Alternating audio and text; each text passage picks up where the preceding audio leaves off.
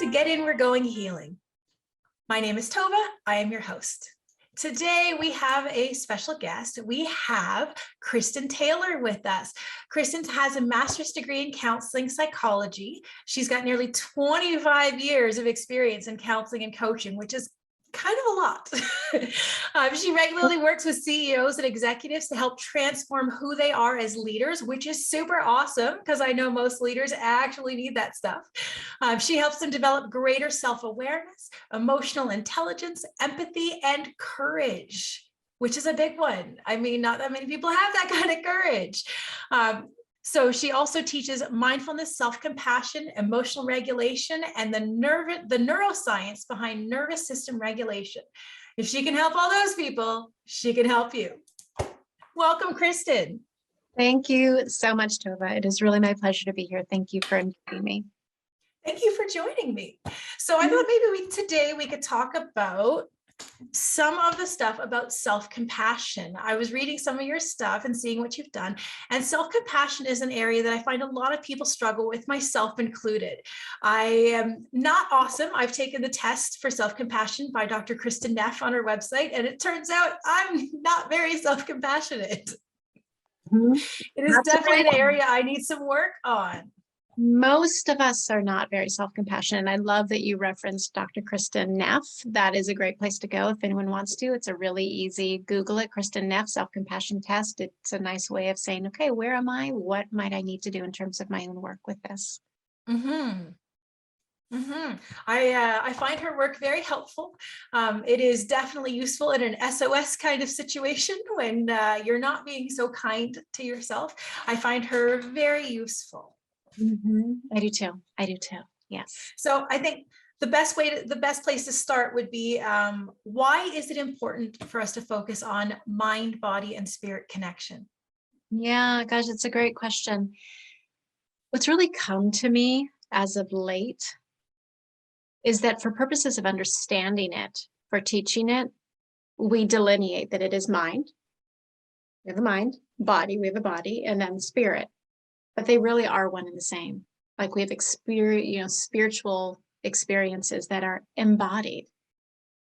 And this artificial way of looking at it is helpful in terms of just starting to understand. But really, I think it's very important to understand they really are one and the same. They're all the same system, which ultimately is spiritual. And so when I think about, for example, and we're going to get to self-compassion, but when I think about the fact most of us have trauma in our life, whether it's trauma from childhood, whether it's trauma from a car accident, from a difficult relationship, from something that might have happened at work. You have this beautiful equity sign behind you for having who you are continually denied, neglected, abused. For who you are, all of us are living with some component of trauma. And so understanding both the neuroscience of what trauma, specifically in our formative years, does to the brain and then the body, because they are inextricably connected, is so important to understand. For example, when I hear people just espousing think positively, reframe your thoughts, that is a deep concern for me. Specifically as someone who has had trauma and has had experiences of anxiety and panic, and where I just feel it so much in my body, racing heart, feeling like I'm going to pass out, all of these physiological symptoms that cannot be overridden by changing my thoughts. And believe me, I have tried. Think positively, oh my God, my body's in a hijack, right? The body is in control in that moment. And so it's so important to understand what is happening at a physiological level.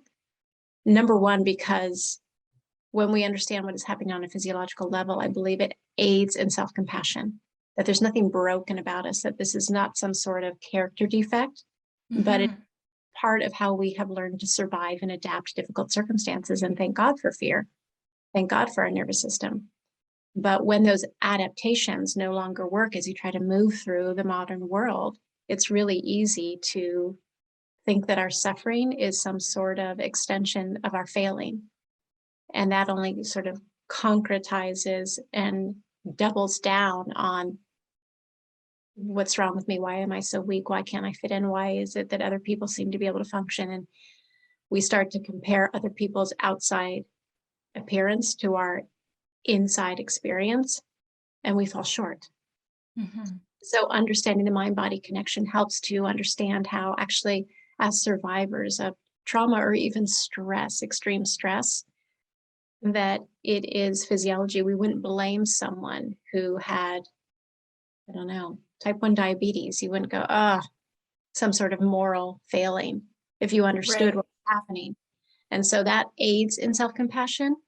And then in terms of spirit, this is my perspective. We are on this planet to learn, right? Mhm. Understand the how do you say that? The unifying principles of human suffering, that it can serve as a place of connection and deep empathy as we all endeavor ideally to move on a healing journey. And it starts with our own capacity and our own courage to look at our past, to understand where ego shows up, to understand where coping mechanisms and protective mechanisms show up, and to examine that through the lens of self-compassion is the only way I've ever seen of making true progress. We talk so much about empathy, and especially working with leaders, it can be very difficult for them to understand how to connect with empathy, communicate empathy, and truly the first place is to start with self-compassion and empathy for oneself. And so the spiritual side of it is to recognize that this is not happening to me, it is happening for me, Mhm. as a way to embrace the journey as something that is continually evolving us and that we get to learn. That's how I see it as spiritual. It's funny you say that. Hold on, I made a note.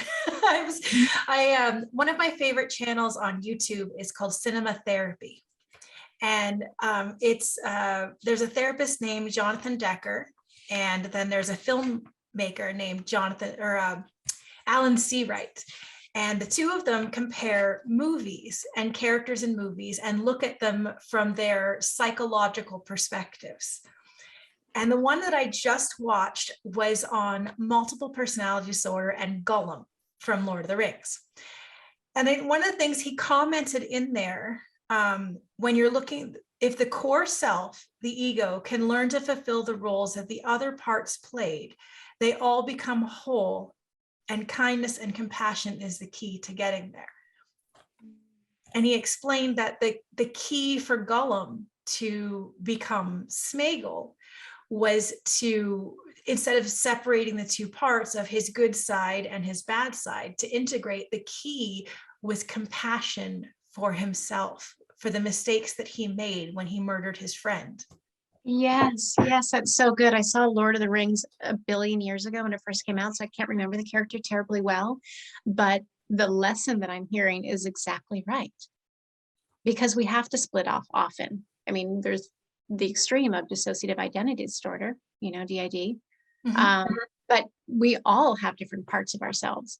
And it's important in our work of healing to be able to bear witness to our experience and our struggle and our splitting off from a place of self-compassion, to Mhm. say, given what I survived, it's amazing that I have been so creative, so adaptive. I found a way to stay alive. And Mhm. this is how it happened. It allowed me to wake up every day and survive that day. It no longer fits, but it is exactly right. Self-compassion. I've actually said that for a long time on the healing path. I've been saying it for years before I really truly got into it, that the coping skills that we learned in our childhood to survive the situation we were in worked okay. They worked all right in that situation, but taken out of that situation, they're kind of useless. They don't really work outside of that specific set of situations. Well, it's interesting that you say that. Sometimes they don't, and sometimes they actually really do. Like I'm working with one particular CEO, And his protector, if we're talking about different parts, so he grew up with a very domineering and abusive father. And so he learned at a very young age, there is no room for vulnerability. There's no room for feeling. There's no room for having a lot of needs, like even for him to voice the words needs publicly, or, in any way be in some sort of situation at work where people can see that he has a need, is in many ways intolerable to him emotionally and psychologically. Mm-hmm.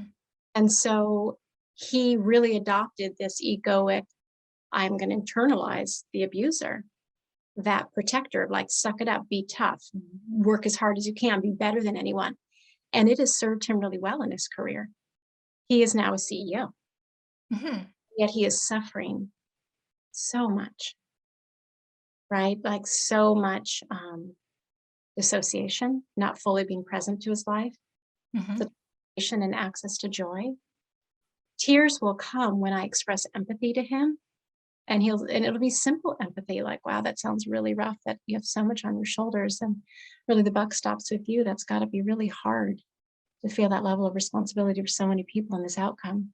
And suddenly tears are going down his face. And he said, I don't know why I'm crying, but when you do that, I just cry. But he's not in his body because he learned from a very early age as a child it wasn't safe to feel. But Mm-hmm. even the body, tears are coming. It's this really bizarre moment. So sometimes these adaptations don't work. You're like, how I survived in my little ecosystem of my family. If I try to do that elsewhere, I'm just going to, freakishly stand out, and it won't be adaptive. But other times it's so adaptive, and depending on the culture we're in. Mm-hmm. And so it's reinforced, like, for example, with this guy, he's like, what is the point of us talking about my childhood? Like, there are people in Rwanda, there are people in Ukraine, there are people Other enduring. people have it worse than me. Other people have it worse than me. So what is the point of this? This isn't helpful. Like, suck it up, stop feeling sorry for yourself. And I'm like, ooh, protector. That's the voice of your protector showing up again. He's been really, really helpful. Not great at discernment, not great at self-compassion, but he's really working to, as the title suggests, protect you.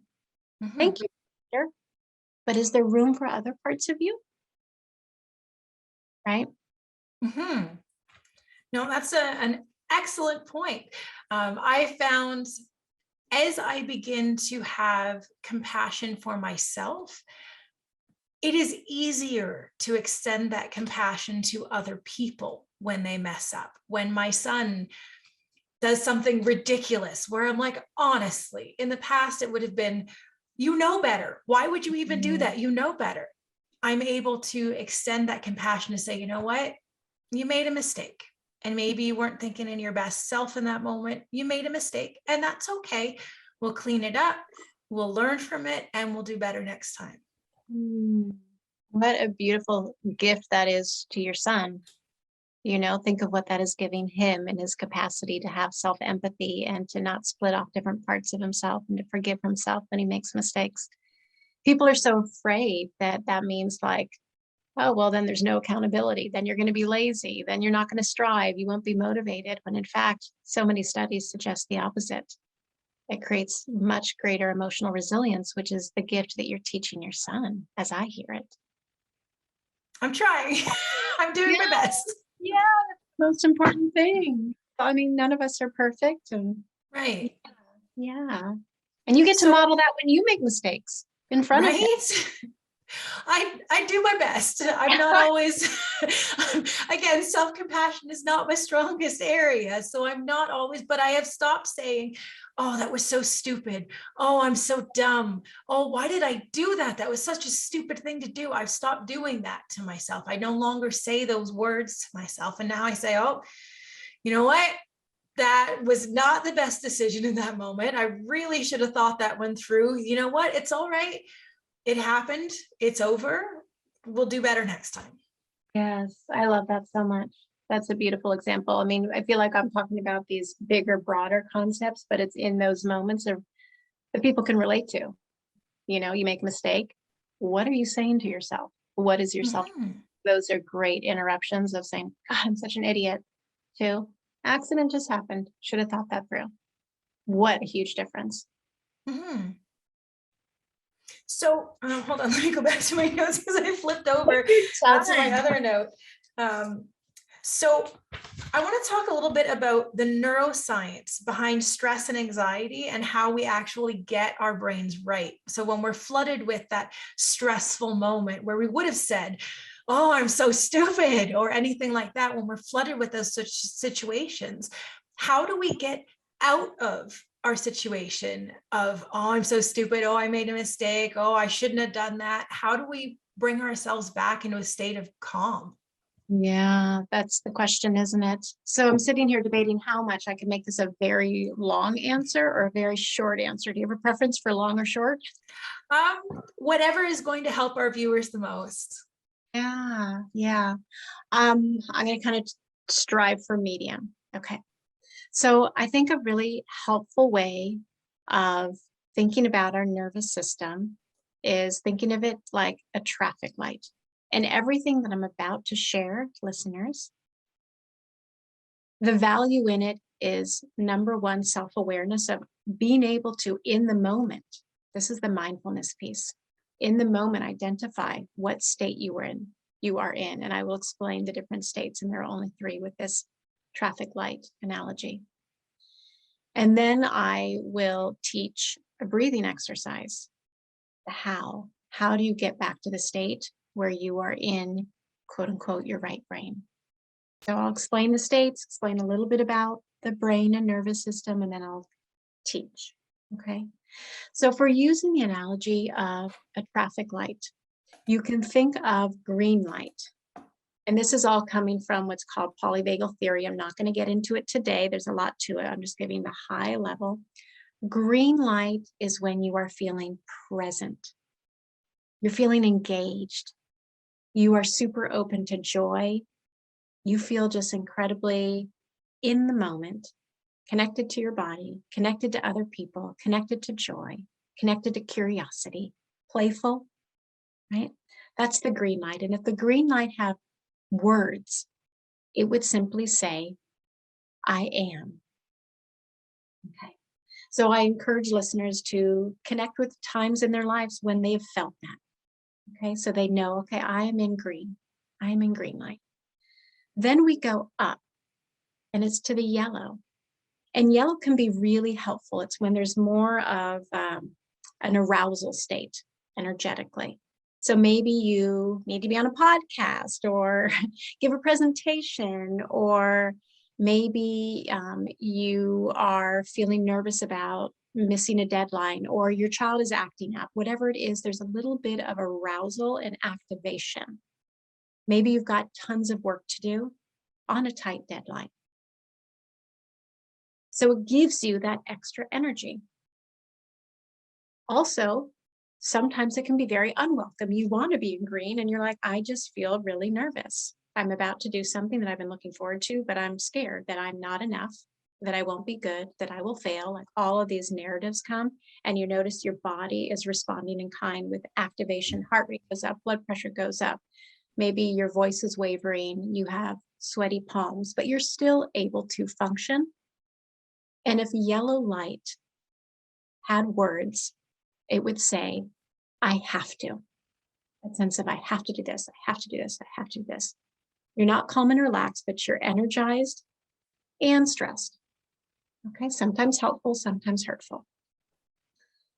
Going up the traffic light, then we're to the red. And the red is when things have gotten so incredibly stressful that you feel like, and this is actually not conscious. So I say you feel like, but it's not a conscious state. It is a nervous system response to triggers, to stimulation. Things feel so overwhelming that you don't feel a sense of agency. Feels like no matter what I do, I won't win. Things are so overwhelming, whether it's the COVID epidemic, whether it's a child who lives in an abusive environment where they have adopted learned helplessness. Even if I fight, I get hurt. If I don't fight, I get hurt. life in my marriage is such that doesn't matter what I do, there's no way of surviving intact. So it's almost like playing possum. We shut down, the nervous system shuts down. You kind of feel dissociated, kind of like I was talking about my client, you kind of float away. And if it had words, the red light would say, I can't. I can't. And so noticing, and people who often are dealing with chronic depression can feel that way. A numbing out, a sense of floating separate from the body, a sense of despair. We can move in and out of those, either like I'm present and I'm in joy, connected to playfulness, curiosity. I'm in green, yellow. I'm a little agitated. It could be good, could be bad, depending on the context and your relationship to it. Or red, I'm shut down. Okay. So you had asked, when we get really worked up, how do we return to a baseline of green? So I wanted people to have a metaphor so they can tune in, again, the mindfulness place, and go, what color am I right now? Okay. And so what happens when we are either in yellow or red, what's happening in our brain is that the most primitive part of our brain is part of the limbic system, connects us to like the mammalian part of our brain. It gets activated. And within the limbic system is what's called the amygdala. And John Gottman, who is a very famous psychologist, see the smile? Know who he is? Yep. Oh, good. He calls this an amygdala hijack. Let's say you're about to give a presentation. Most people can connect to the fear of public speaking. You're about to give a presentation. There are those who are like, hey, I feel really in life and this is fantastic. I'm more of an extrovert. I have some energy, but I can't wait to connect with the audience. Most of us feel like, oh my God, I got to get in front of people. What if they judge me? What if I sound dumb? Blah, blah, blah. So you get into, it's the emotion center of the brain. You can get into an amygdala hijack where you're not able to connect with what's called your prefrontal cortex, which is the most evolved part where there is the playfulness, the curiosity, the social engagement, the green. And so you recognize, oh, I'm being hijacked right now. Maybe your kid's having a temper tantrum and you're like, I'm starting to lose it. You are in an amygdala hijack. So you can even have clients who are like, I'm hijacking, or one was, I'm in an amygdala. So to recognize it is so important so that you can do something about it. This is the longest answer. I hope this is okay. It's fine. Are we okay? Okay, good. Okay, good. So that being said, I want to explain very simply, there are two branches of our nervous system. There is sympathetic and there is parasympathetic. Sympathetic is heightening arousal. Imagine as you're like merging onto the freeway. You want to get going fast, so you hit the accelerator, you hit the pedal to go fast. That is sympathetic. Heart rate goes up, blood pressure goes up, you're zooming along. Parasympathetic is rest and digest. That's when you're chill in front of Netflix and you're super relaxed. That is the break. That is down regulating. One's up regulating, one is down regulating. So the beautiful thing is that we all built in have the ability to change our nervous system so that we can down regulate. We can get out of the amygdala into the prefrontal cortex and have a nervous system regulation experience of feeling chill and back to green. And we do that through breathing. There's many ways to do it, but this to me is the simplest and most immediate. And so there's something that I teach called, and so many millions of people use this, ratio breathing.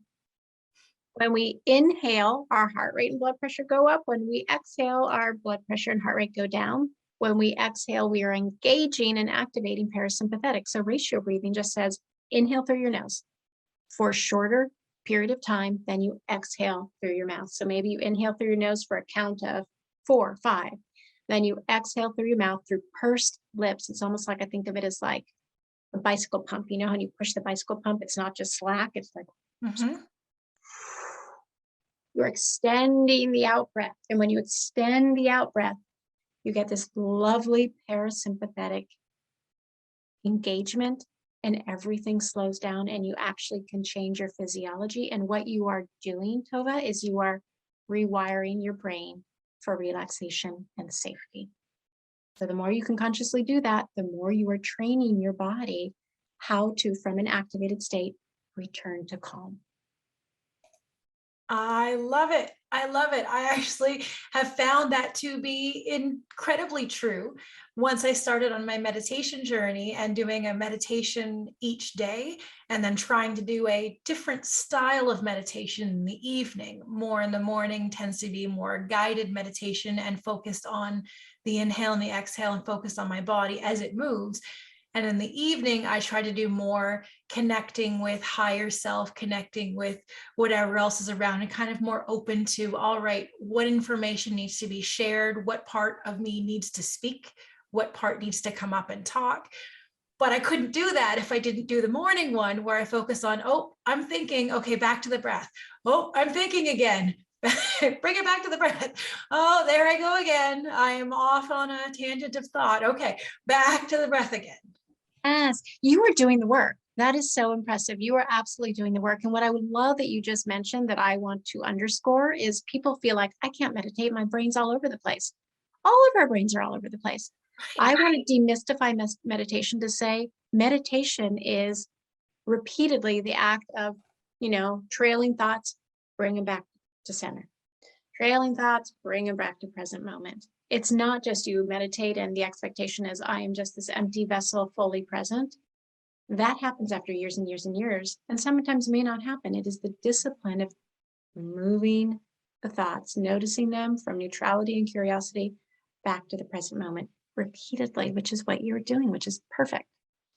It used to happen a lot when I would massage people. It would be really quiet, and then my brain would wander off on a thought, and then I'd realize, oh, I've been massaging the same spot for like the last 20 seconds. Okay, I got to move on. I thought you didn't say the last 20 minutes. Oh no, well, depending on if you're working on shoulders or back, that tends to be 20 minutes in that area alone. But I found I would just, my brain would be lost in thought, and then I'd forget what I was working on, because I would still do what I'm doing, more on autopilot, but I wouldn't really be focused. And once I found the meditative practice, I would actually use that time during my massages to actively practice it. When I noticed my brain was wandering off, oh, focus back on what I'm doing, bring my awareness back to where I am. That's so good. There's fancy terms for that.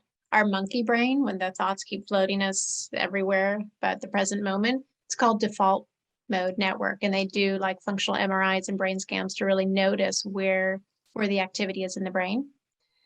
And then what you're talking about is, okay, bring myself back to, I'm massaging this person, to truly being in the moment, my hands connected to my heart, my mind to this person, being present, which is so hard to be. That's called task positive. And it really talking about neuroplasticity, that people who do practice meditation, mindfulness, yoga, Tai Chi, their brains are different from those who do not. They have more emotional resilience. They have greater what's called heart rate variability. They have a more toned vagus nerve. They have more stress resilience, I should say. Again, well done. That's so cool. Well, thank you. Yeah. So I wanted to ask, why is it so important that we learn to build self-compassion for our personal growth? Why is that such a big deal? Can we get along in our personal growth without it, or do we really need it? Yeah, we really need it. We really, really need it. So what it does, when you think about personal growth, I think about self-awareness and emotional intelligence. And ideally, that's what we're all aiming for, is emotional intelligence, the ability to connect with ourselves and other people, to be more in a unified consciousness of love, connection, that we're co-regulating with people, where people their affinity, where they feel greater safety, where they can show up for who they are and feel seen.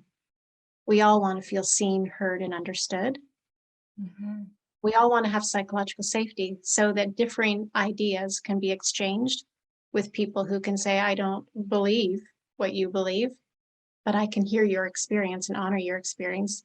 And we can move towards reconciliation, restoration, and healing, politically, socially, interpersonally, right? So that starts with a great deal of emotional awareness. and personal awareness. The problem, if we don't have self-compassion, is that we are living in ego. Egos are really important.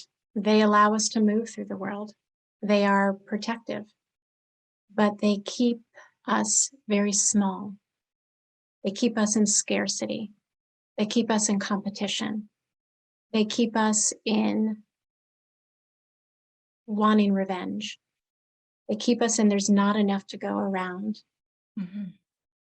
It's very toxic if we were always living in that place. And I think collectively, and I'll speak because I'm in the United States, we are in ego and scarcity. When you look at what's going on socially and politically. And so in order to actually feel our feelings, and I'm thinking of the work of Brene Brown, even being vulnerable with ourselves, it requires great vulnerability to not only acknowledge our flaws and our weaknesses and our places of wounding, but it also takes immense vulnerability to honor our brilliance and our strengths. The ego is not so great at that. The ego is all about protecting, keeping it locked in, and comparing. To do real deep work that leads to the things that I spoke to, we need to say, ego, I honor you, thank you. And maybe look at places where shame, speaking of Brene Brown, shame comes up. And so if I may, I want to share a story to illustrate what this looks like in my own life, because it's one thing to talk about it in broad strokes from sort of like 30,000 feet looking down versus Right. really, this is what it's like in this moment. So I'd like to share a story to illustrate this, if I may. Please do. Okay. So in the home that I grew up in, there was a lot of anger, but I was explicitly told, you cannot be angry. You need to be a good girl. And that is how I stayed safe. Doesn't mean I didn't have a ton of anger, but thinking of the traffic light, I was often in red. I was shut down because it wasn't safe to feel all my feelings, have my needs met. Because sometimes my need was, I'm angry, I'm scared, this is not okay. Protest, this is not okay. I'm here, I need you. Where did you go? Mm-hmm. And so my adaptation was to internalize and to shut down. And then as I got older, I needed to find a way to express anger, and it would come across as snarky and passive aggressive, two lovely qualities, lovely. But when you're feeling injustice and you're feeling disempowered and you have a well of rage that is not even about that moment, maybe it's an argument with my husband, it's about years and years from my childhood of just holding on, locking in my body. And now I struggle with autoimmune issues, and I know that it is connected. There's this well of anger, but the habit, thinking of neuroplasticity, the wiring of the brain of it's going to come out sideways. So the situation is my husband and I are both driving to different places. He's behind me in his car, and I just wanted to chill out and be by myself. I wanted to take the back roads. I was going to go, it was my birthday, and I was going to go buy my favorite smoothie, this really decadent smoothie that I'm one day a year. This is my ritual. I get this smoothie on my birthday. And he's behind me, and we're on Bluetooth talking, and he's saying, where are you going? Why are you going that way? And I just had this image of, I'm going to leave the house. Now it's just me, myself, and I don't have to think about anyone else. I don't have to worry about anyone else. I'm going to go these lovely back roads. And here he is calling, what are you doing? Where are you going? And I felt anger, right? And instead of immediately understanding what was happening, which is really hard to do, I just had this physiological sense of anger, and I went into the narrative. They're trying to control me. What does it matter? Get away from me. Why do you always have to be in charge? Like all of this stuff, and whatever, it's a never and always, that ego is at play. I got very defended, and I was defending my ego. So I got snarky. What are you trying to follow me? And well, what does it matter? What, I said, I don't remember what I said, but it was passive aggressive, and it was snarky, and it was connected to my ego. Here's where self-compassion comes in. If I was not deeply trying to work, and this is like always a practice, you're never done, but there is progress, because as long as we are alive, we are a work in progress. And he just said to me, Kristin, I don't want to do this with you today. Now I'm really pissed. That one's so triggering. Now the ego's like, oh, you don't want to do this with me today? I'm the best, all the stuff. And I'm like, and then I'm simultaneously judging myself. I teach this and look at me. And if my clients could see me, like all of it is coming up, this self-loathing, anger, all this stuff is happening to me. If I was not working on self-compassion there, it would stay. And think of what that would do to my relationship to myself and my relationship to my husband. We hung up, luckily. And I actually pulled aside, pulled over. And I did ratio breathing like I just taught. And this is where I showed up in self-compassion. And this is the vulnerability of self-compassion. And this is the starting to practice empathy. And I just placed my hand on my heart and I closed my eyes and I said, it's happening. And I want you to notice that sentence, it's happening. It is neutral. I am not good. I'm not bad. My husband's not good. He's not bad. It's this situation is happening right now. A really nice phrase for mindfulness. It's happening. And with my hand on my heart, I simply said, this is the place that's hard for you. And I love you, sweetheart. And then the ego could melt. And I could show up fully accepting all of who I was, all of the egoic defending. I could get to that tender, soft place. And what that allowed me to do was take responsibility. Not from an egoic place of like, I just want this fight to stop so that, it doesn't have to be tense between the two of us, but I could fully take responsibility so that we could have repair in our relationship and that I could be seen for what I just went through. Not from, again, I'm not responsible, but even inviting him to have compassion and letting him into how vulnerable I am. So then I was able to call him and say, I'm calling back to say I take responsibility for what happened. And if you're open, and if the timing's not right, that's okay. But if you're open, I'd like to share what just happened for me. And I'm really working on this. And this is what I'm going to do. And here's what I need. That's advancing connection, intimacy, vulnerability, healing. But if the ego is there and I didn't practice self-compassion, we would be locked in. So that is my story. I think I've lived your story. In some way. How have you lived it? What does that say to you? What comes up for you? That's pretty much like every fight my husband and I have. I am working on being aware of when my ego has jumped up. I was doing well for a while, and then life happened and I stopped doing my daily meditation because I would go to bed just exhausted. Everything in life happened. We bought a new house and sold our house within the span of a month and moved. Oh, holy cow. So it was packing and busyness and frustration while still trying to work on the things that I had to maintain on top of adding that. And my husband works midnights, so he sleeps during the day.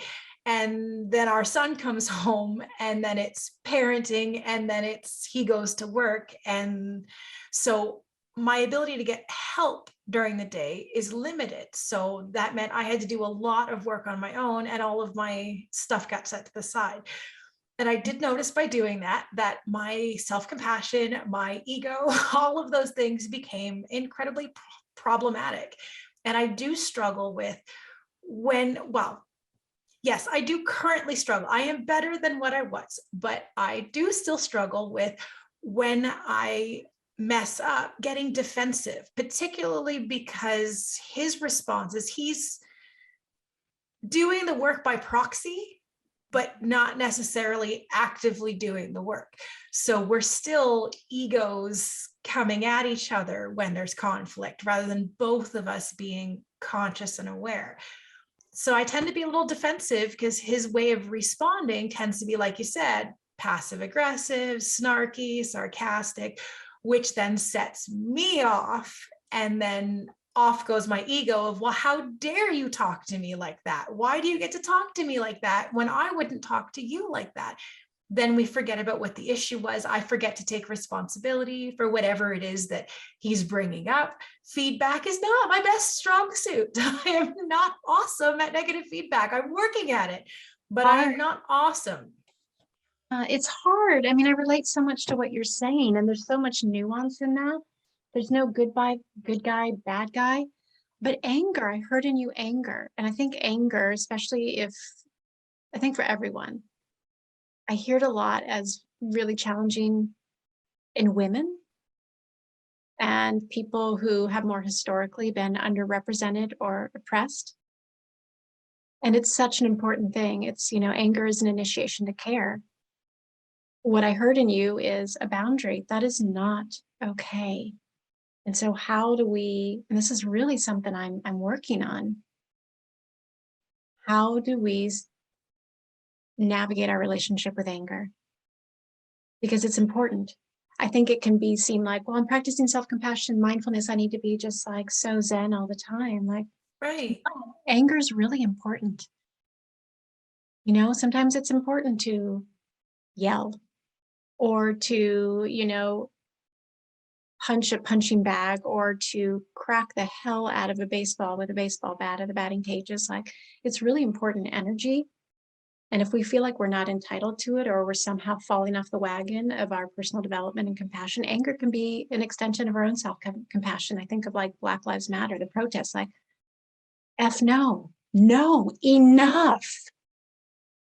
Because emotions are energy. We are all energy. Mm-hmm. Moving emotions matters. And if someone is crossing a line, it's okay to yell. It's okay to say, not on my watch. Mm-hmm. Anyway, I just wanted to say that because it was so resonant for me, and then when I think about the work of self-compassion, I think about relationships. Like, we're not always going to be just like conscious and connected and in green, right? We're not always going to be there. It's not when we make mistakes, because we will, it's how do we bring ourselves back? And compassion is the route. Self-compassion and compassion towards others is the route. And knowing your boundaries and limits to say, because I have self-compassion, that was not okay. It's really good. That's really good. So what is it that makes self-compassion so hard? Why is it so challenging for all of us?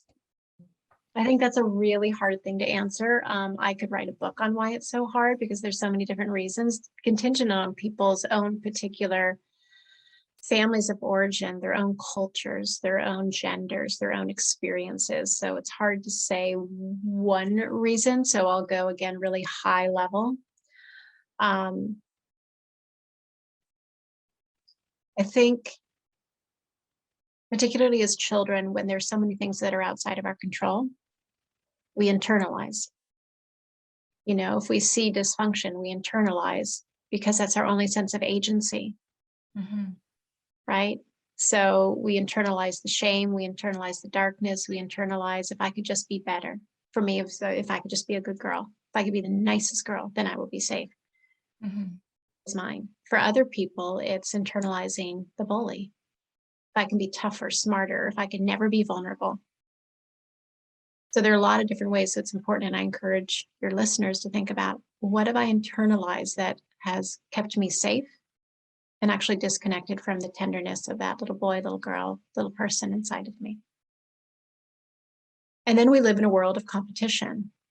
And we live in a world of living from the outside in versus the inside out. And what I mean by that is there's so many measurements of our worth based on where we live, our zip code, what we do for a living. There's so many different measuring indicators of our worth.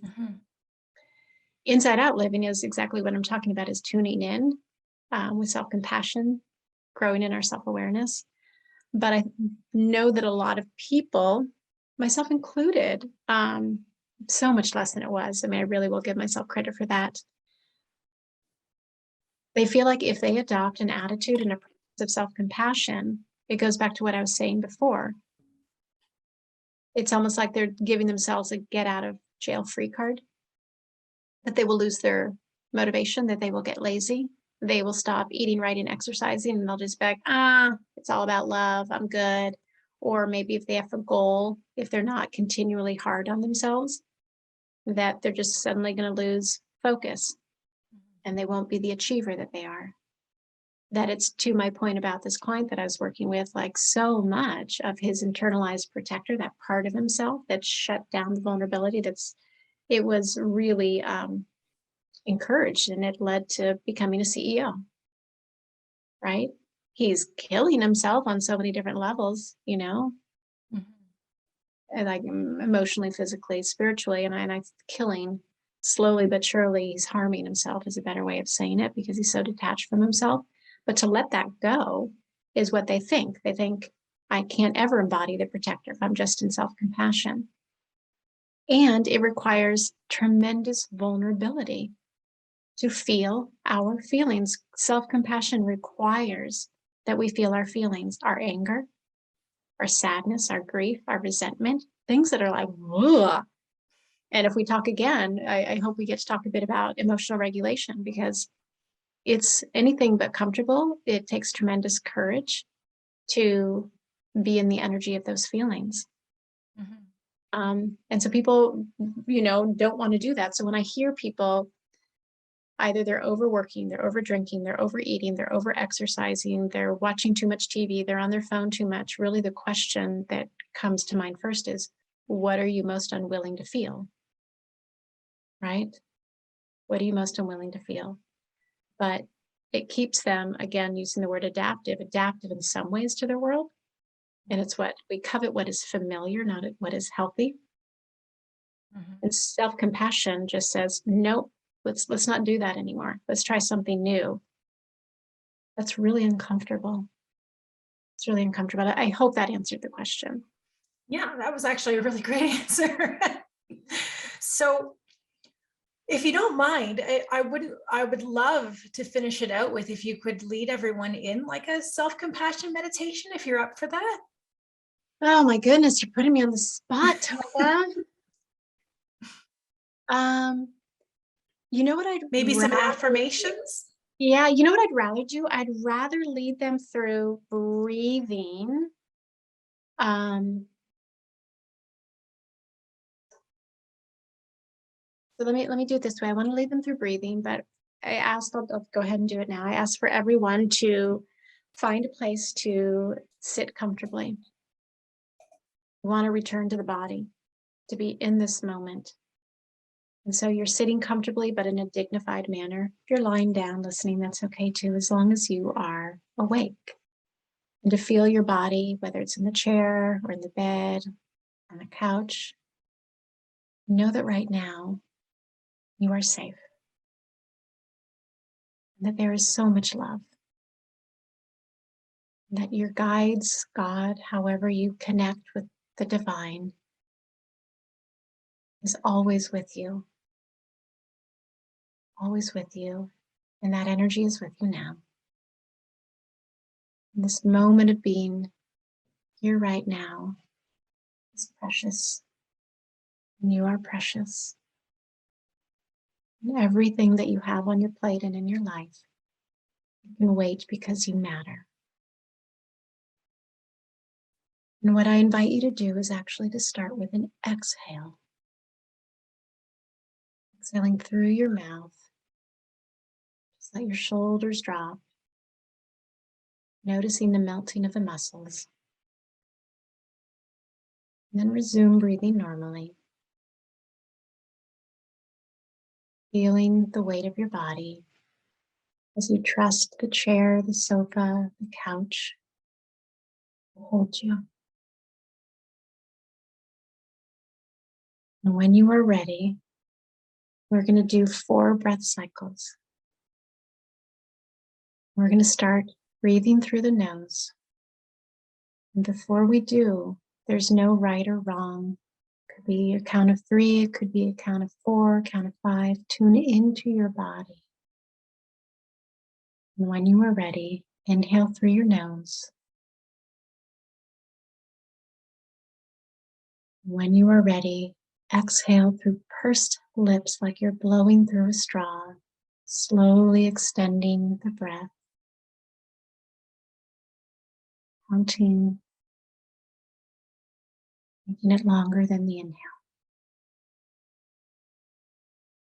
And when your body is naturally ready to inhale, then it is in through the nose, counting as you go, and out through the mouth, your extended breath. I will give you the space for 2 more breath cycles, or wherever you are, could be 3.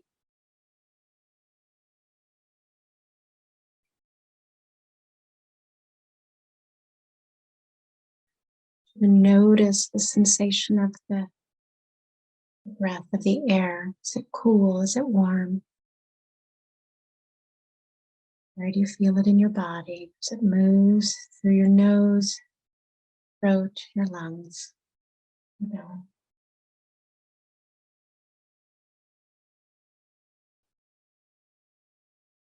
And when you are ready, you're returning to this moment in your life, knowing that you gave yourself the gift of regulating your body, treating it with kindness. And when you are ready, simply open your eyes. That was wonderful. That Thank you so much. You're so welcome. You're so welcome. Now my dog is starting to bark, so it's perfect timing to segue out. I very much appreciate you as a guest. This was a wonderful talk, and I definitely want to have you come back. Like, there's emotional regulation. Yes, we need to have a much deeper talk about that. It was truly a pleasure. I am just really appreciative to be a part of this, and I'm appreciative for you having made this happen. You know, you took an idea and you brought it to life, you manifested it, and I just know that you are impacting so many people who need to hear your message. So I just want to say thank you. I appreciate that about you. Thank you. And thank you for what you do. You are also doing the same. We are on the same path of helping to uplift everybody. If everybody could let go of their traumas and just be their authentic selves, it would be so great. Yes, I agree. I agree to that 100%. All right. Thank you for having me next time. Thank you, Kristin. We'll definitely talk soon. All right. Take care. Bye. So I hope that talk was wonderful. I hope you enjoyed it. Dear human, fellow human who is on the same struggle, on the same journey.